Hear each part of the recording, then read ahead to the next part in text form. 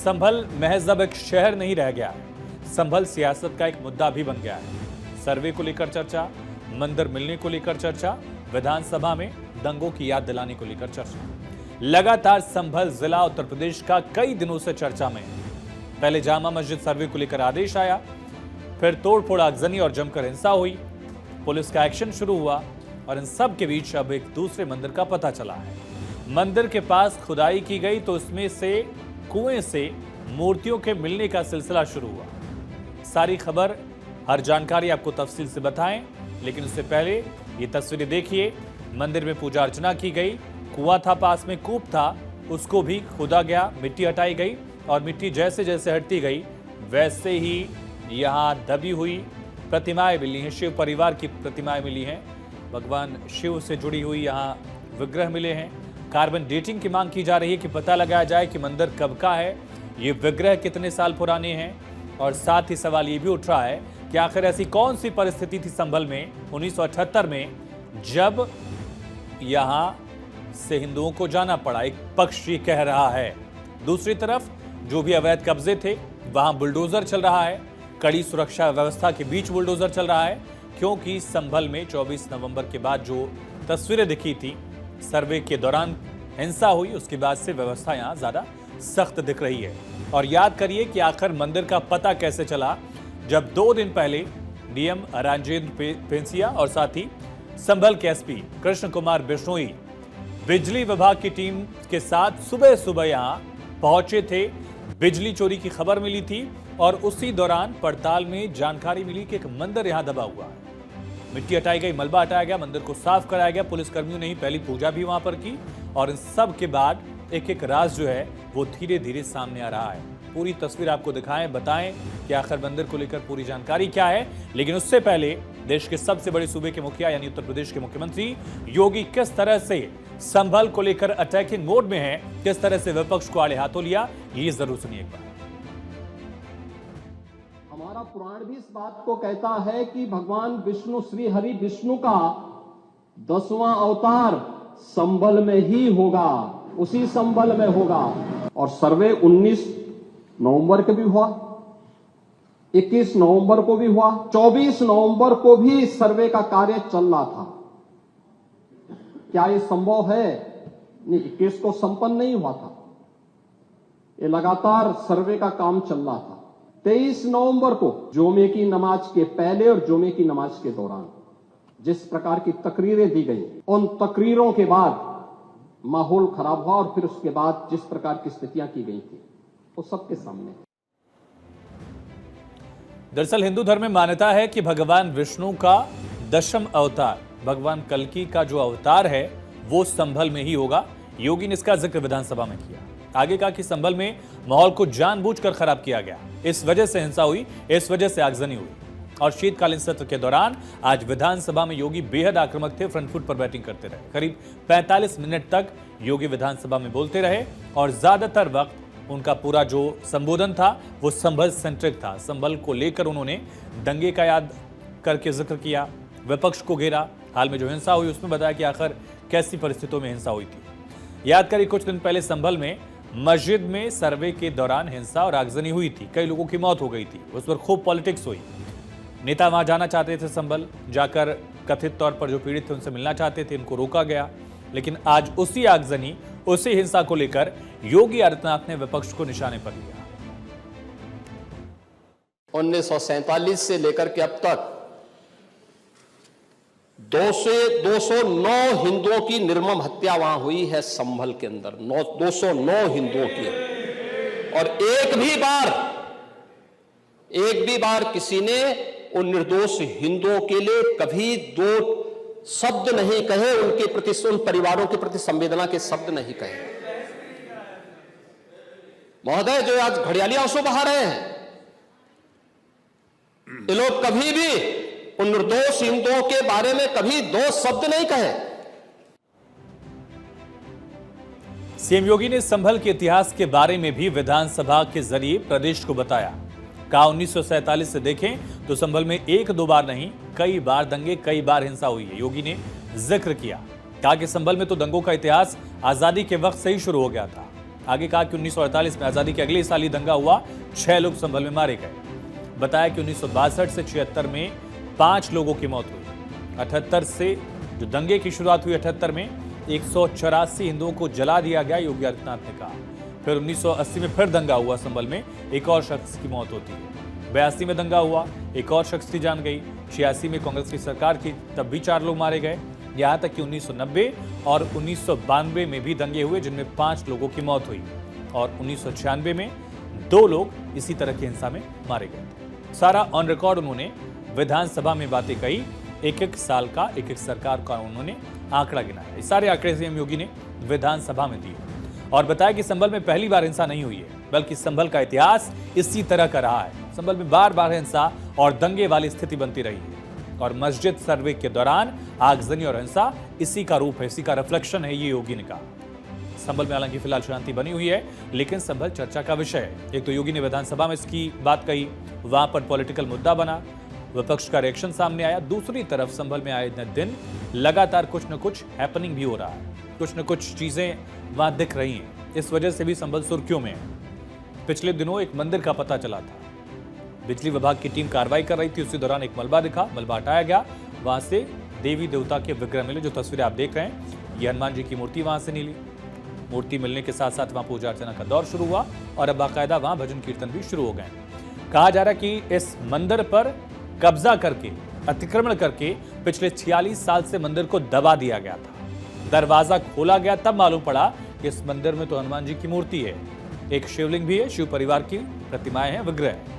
हालांकि बात यहां रुकी नहीं, मंदिर के पास एक कुआं था, कूप। इस कूप की खुदाई शुरू की गई, तो उस कूप से भी, इस कुएं से भी देखिए कैसे मूर्तियां निकल रही हैं। इसमें भी देवी देवताओं के विग्रह हैं, कुछ खंडित मूर्तियां भी मिली हैं। लेकिन ये सब देखकर हर कोई चौंक पड़ा।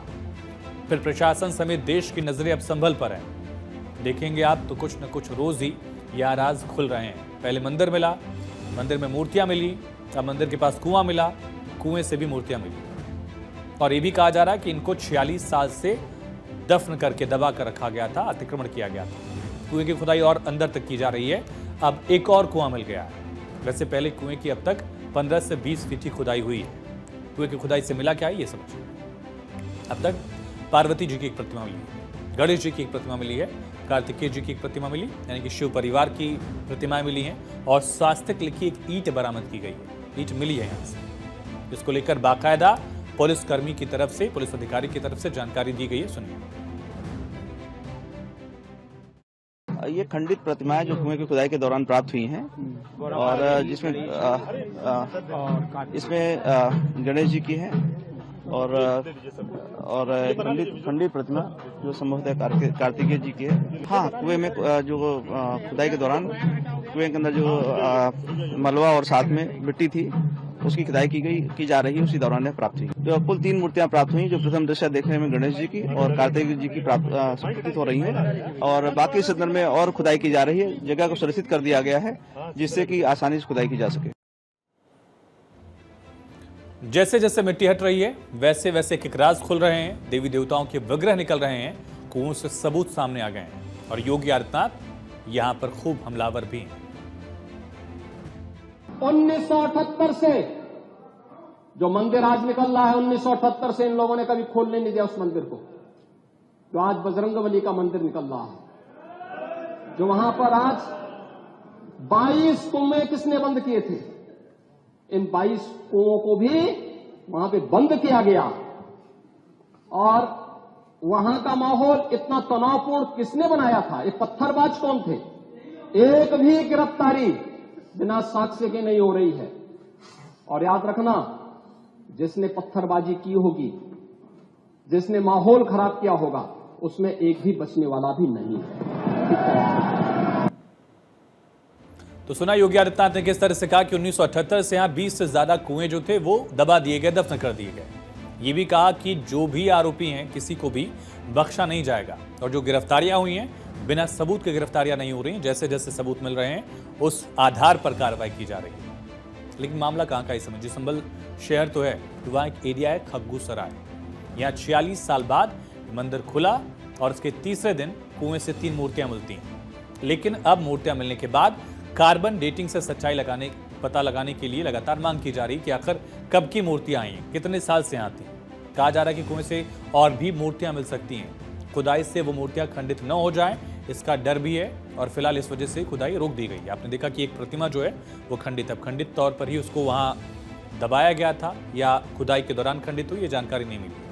लेकिन मूर्तियां मिलने के बाद स्थानीय हिंदुओं में गजब का उत्साह है। ढोल मजीरे लेकर पूजा पाठ के साथ उन्होंने भजन कीर्तन भी शुरू कर दिया है। प्रशासन ने खुद मंदिर की साफ सफाई करवाई और 15 दिसंबर को ही मंदिर में विधि विधान और मंत्रोच्चारण के साथ पूजा आरती भी की गई। सुन रहे आप किस तरह से यहाँ आरती का ये पूरा सिलसिला शुरू हुआ।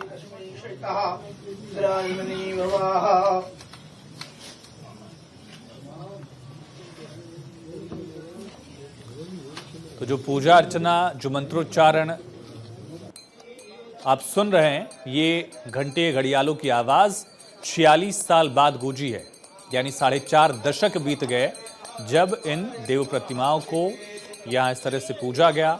78 से ही ये लगातार यहाँ दफन था, दबा हुआ था, कब्जे में था और इसके बाद अब भगवान की आराधना यहाँ पूरे तौर तरीके से विधि विधान से की जा रही है। मौके पर पुलिस फोर्स को भी तैनात किया गया है। इन सब के बीच संभल के डीएम डॉक्टर राजेंद्र पिंसिया ने मंदिर और कुएं से मिल रही मूर्तियों की कार्बन डेटिंग के लिए बाकायदा एएसआई को लेटर लिख दिया। हमने एएसआई को साइंटिफिक इन्वेस्टिगेशन के लिए लिखा है और जो मंदिर मिला है उसके पास में कूप जो मिला है वो बहुत पुराना बताया जा रहा है, लगभग 400-500 वर्ष पुराना लोग बताते हैं। उसमें जब खुदाई की जा रही थी तो कल लगभग 10 से 12 फीट खुदाई हुई। आज जब पुनः खुदाई शुरू हुई तो 4-5 फीट के बाद, लगभग 1.5-2 घंटे खुदाई के बाद पहले एक मूर्ति निकली जो माँ पार्वती की थी, जो उनमें जो सिर था वो टूटा हुआ था। थोड़ी और खुदाई हुई तो इसके बाद 2 मूर्तियां और निकली। तो डीएम राजेंद्र पिंसिया का कहना है कि लोग कह रहे हैं कि 4 दशक से 5 दशक पुराना ये मंदिर था। आखिर इसकी लाइफ कितनी है, कितना पुराना ये है, इसके लिए कार्बन डेटिंग हो, इन्होंने मांग की है। डीएम ने कहा कि कार्बन डेटिंग से ही पता चल पाएगा कि मूर्तियां कब की हैं, मंदिर कब का है। लेकिन इस घटना के बाद संभल में हुए एक बड़े दंगे की याद ताजा हो गई। योगी आदित्यनाथ ने विधानसभा में उस दंगे की याद दिलाई, बताया कि आखिर तब क्या हुआ था। 1978 में जो दंगा हुआ था, किस प्रकार की स्थिति थी। एक वैश्य जिसने सबको उधार दे रखा था पैसा, अगल बगल के हिंदू दंगा होने के बाद उनके घर में इकट्ठे होते हैं।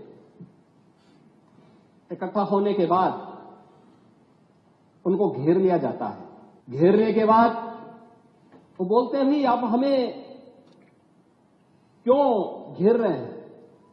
कहा जाता नहीं, क्योंकि तुम इन हाथों से पैसा मांगोगे, इसलिए उनके हाथ काटे जाते हैं, फिर उनके पैर काटे जाते हैं और फिर उनका गला रेंद करके हत्या होती है। ये लोग सौहार्द की बात करते हैं, शर्म नहीं आती इन लोगों को सौहार्द के बारे में चर्चा करने में। अब आपको इस दंगे के बारे में बताते हैं, याद दिलाते हैं 1978 का वो दंगा क्या था। सन 1978 की होली, जिसके 4 दिन बाद संभल में खून की होली खेली गई थी। हर तरफ मातम पसर गया था। 29 मार्च की बात है, 1978 को संभल में सांप्रदायिक दंगे हुए। होली के बाद संभल में सबसे बड़ा दंगा हुआ, 40 से ज्यादा दुकानें जला दी गई। इस सांप्रदायिक दंगे में 184 लोगों की जान गई थी। 30 दिन तक पूरे जिले में संभल में कर्फ्यू लगा रहा। दंगे के बाद कई हिंदू परिवार मजबूरी में पलायन करते चले गए और 47 में भी जब देश का बंटवारा हुआ तब पश्चिमी और पूर्वी हिस्सों में भीषण नरसंहार हुआ था। लेकिन दंगों की वो आज संभल तक भी पहुंची। 47-48 में भी संभल में दंगा हुआ, लेकिन 1978 में जैसा भीषण दंगा तब भी नहीं हुआ था। पुलिस रिकॉर्ड्स के मुताबिक 1947-48 में दंगे की 2 घटनाएं हुई। इसमें कुल 7 हिंदू मारे गए और इसके बाद 5 साल तक संभल सांप्रदायिक तौर पर शांत रहा। लेकिन 1976 में देश में इमरजेंसी लगी थी। 76 का वक्त याद करिए। दंगे में 7 दिन का कर्फ्यू लगाना पड़ा। लेकिन 78 में यह सबसे भयावह दंगा रहा। 1978 की टीस एक बार फिर से लोगों के जहन में ताजा हो गई। 78 के दंगों में पलायन ने संभल का सामाजिक समीकरण पूरी तरह से बदल डाला। और कैसे बदला वो, ये जब कुएं की तस्वीर हम देख पा रहे हैं, मूर्तियां निकल रही हैं, तब ये तथ्य सामने आ रहे हैं। जैसा कुआं और मुस्लिम इलाके में पुराना मंदिर, यहाँ से मिली वस्तुएं, दस्तावेज बताते हैं कि यहाँ कभी हिंदू परिवार रहा करते थे, ऐसा लोकल लोग भी दावा कर रहे हैं। लेकिन दंगे के बाद घर ये दुकानें छोड़कर वो चले गए, बेचकर चले गए, कई छोड़कर चले गए। 1978 के बाद से संभल की डेमोग्राफी भी काफी बदल गई। कभी हिंदू और मुस्लिम समुदाय की आबादी में ज्यादा अंतर नहीं था, लेकिन आज की तारीख में काफी इसमें एक डिफरेंस दिखता है, ड्रास्टिक चेंज आप देखेंगे। देखिए 1947 में यहाँ 45% हिंदू थे, मुस्लिमों की आबादी 55% थी, लेकिन 47 से 2011 का जो आखिरी जनगणना का आंकड़ा आप समझ सकते हैं, हिंदू आबादी 45% से घटकर 22% हो गई है, मुस्लिम आबादी 55% से बढ़कर 77% तक पहुंच गई है। अब संभल के इतिहास को भी समझिए। संभल एक ऐतिहासिक स्थल है। संभल के डिस्ट्रिक्ट साइट पर देखें तो पता चलता है कि इस शहर का जिक्र हर युग में हुआ है। धार्मिक मान्यताएं कई सारी हैं। सतयुग में सत्यव्रत, त्रेता में महतगिरी, द्वापर में पिंगल और कलयुग में संभल नाम है। ये धार्मिक मान्यताएं हैं। संभल में 3 मुख्य शिवलिंग भी हैं। पूर्व में चंद्रशेखर, उत्तर में भुवनेश्वर और दक्षिण में संभलेश्वर है। पौराणिक मान्यता है कि कलयुग में दरअसल विश्वकल की अवतार संभल नामक ग्राम में होगा, शंबल नामक ग्राम में होगा, जिसे आज संभल कहा जाता है। इसका एक तरह से भले शब्द कह सकते हैं। और आज विधानसभा में सीएम योगी ने जब कल के अवतार का जिक्र किया तो ये बात बताई कि संभल में ही भगवान विष्णु का 10वां अवतार होगा। खैर इतिहास की बात है, लेकिन जिस तरह से विधानसभा में योगी हमलावर हैं, अपने भाषण में न केवल संभल बल्कि बाबरनामा, जय श्री राम, दंगे का इतिहास बताकर एक चीज साफ कर दी उन्होंने कि हिंदुत्व के पिच पर ही योगी जमकर बल्लेबाजी करते रहेंगे। उनका एजेंडा क्लियर है और लग रहा है कि 24 के बाद लोकसभा का चुनाव खत्म हुआ, 27 का जो विधानसभा चुनाव होगा यूपी का, वो भी हिंदुत्व के मुद्दे पर ही लड़ा जाएगा।